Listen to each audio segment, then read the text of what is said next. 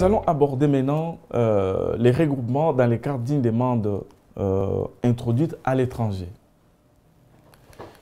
Les chefs de la mission diplomatique à l'étranger doivent remettre au demandeur une attestation de dépôt de la demande conforme au modèle de l'annexe 15.15 lorsque tous les documents requis ont été déposés et que le dossier est complet. Sur cet accusé figure la date du dépôt de la demande.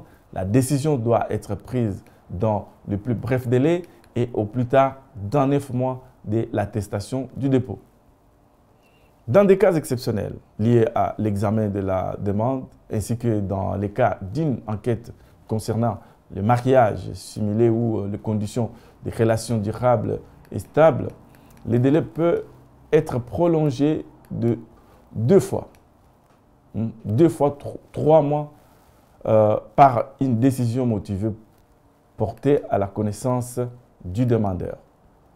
Une deuxième prolongation du délai ne peut être permise que si le traitement de la demande du regroupement familial a nécessité des devoirs à ce point longs, qu'ils doivent être tenus pour des cas exceptionnels.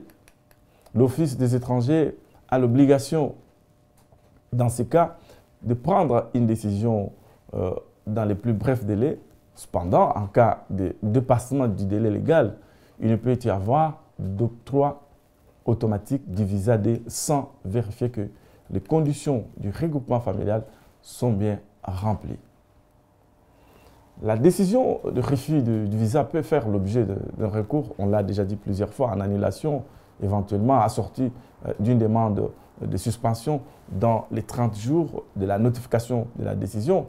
En cas de la décision favorable, l'étranger reçoit un visa 2 dans les 8 jours de son arrivée en Belgique. Il doit se présenter à l'administration communale. L'administration communale lui remettra une annexe 15 dans l'attente d'un contrôle des résidences.